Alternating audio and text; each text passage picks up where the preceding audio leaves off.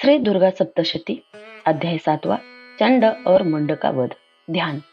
मैं मातंगी देवी का ध्यान करता हूँ। वे रत्नमय सिंहासन पर बैठकर पढ़ते हुए तोते का मधुर शब्द सुन रही है। उनके शरीर का वर्ण श्याम है।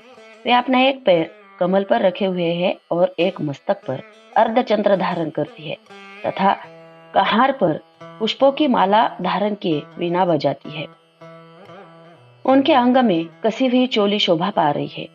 वे लाल रंग की साड़ी पहने हाथ में शंखमय पात्र लिए हुए है। उनके वदन पर मधु का हल्का हल्का प्रभाव जान पड़ता है और ललाट में बिंदी शोभा दे रही है।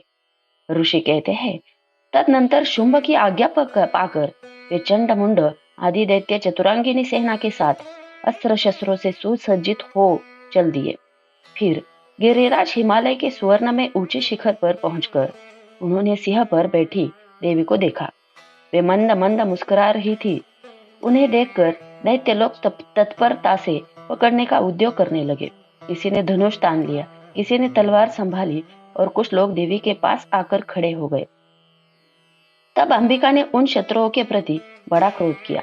उस समय क्रोध के कारण उनका मुख काला पड़ गया, ललाट में भौहें टेढ़ी हो गई और वहां से तुरंत विकराल मुखी काली प्रकट हुई, जो तलवार और पाश लिए हुए थी। वे विचित्र खटवांग धारण किए और चीते के चर्म की साड़ी पहने नर मुंडों की माला से विभूषित थी। उनके शरीर का मांस सूख गया था, केवल हड्डियों का ढांचा था जिससे वे अत्यंत भयंकर जान पड़ती थी। उनका मुख बहुत विशाल था, जीभ लपलपाने के कारण वे और भी डरावनी प्रतीत होती थी। उनकी आंखें भीतर को धसी हुई और कुछ लाल थी। वे अपनी भयंकर गर्जना से संपूर्ण दिशाओं को गूंजा रही थी।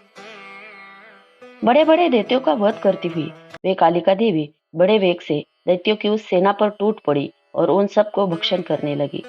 वे पार्श्व रक्षों, अंकुशधारी महावतों, योद्धाओं और घंटा सहित कितने ही हाथियों को एक ही हाथ से पकड़कर मुंह में डाल लेती थी। इसी प्रकार घोड़े, रथ, सारथी के साथ रथी सैनिकों को मुंह में डालकर वे उन्हें बड़े भयानक रूप से चबा डालती थी। किसी के बाल पकड़ लेती, किसी का गला दबा देती, किसी को पैरों से कुचल डालती और किसी को छाती के धक्के से गिराकर मार डालती। वे असुरों के छोड़े हुए बड़े बड़े अस्त्र शस्त्र मुंह से पकड़ लेती और रोष में भरकर उनको दांतों से पीस डालती। काली ने भगवान एवं दुरात्मा दैत्यों की वह सारी सेना रौंद डाली, खा डाली। कितनों को मार भगाया, कोई तलवार के घाट उतारे गए, कोई खड़बाक से पीछे गए और कितने ही असुर दांतों के अग्रभाग से कुचले जाकर मृत्यु को प्राप्त हुए। इस प्रकार देवी ने असुरों की उस सारी सेना को क्षण भर में मार गिराया।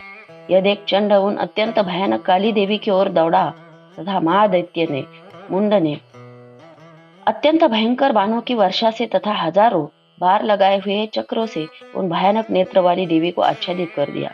वो अनेकों चक्र देवी के मुख में समाते हुए ऐसे जान पड़े मानो सूर्य के बहुत तेरे मंडल बादलों के उधर में प्रवेश कर रहे हो।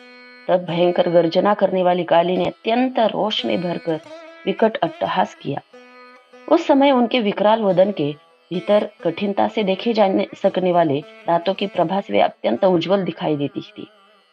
देवी ने बहुत बड़ी तलवार में हाथ का उच्चारण करके चंड पर धावा किया और उसके केश पकड़कर उसी तलवार से उसका मस्तक काट डाला। चंड को मारा गया देखकर मुंड भी देवी की ओर दौड़ा। तब देवी ने रोष में भरकर उसे भी तलवार से घायल करके धरती पर सुला दिया। महापराक्रमी चंड और मुंड को मारा गया देखकर मरने से बची हुई बाकी सेना भय से व्याकुल हो चारों ओर भाग गई। तदनंतर काली ने चंड और मुंड का मस्तक हाथ में ले चंडिका के पास जाकर प्रचंड अट्टहास करते हुए कहा, देवी, मैंने चंड और मुंड नामक इन दो महापशुओं को तुम्हें भेंट किया है। अब युद्ध यज्ञ में तुम शुंभ और निशुंभ का स्वयं ही वध करना।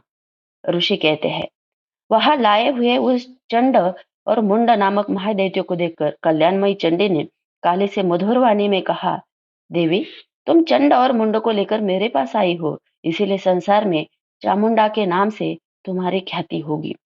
7वां अध्याय संपूर्णम।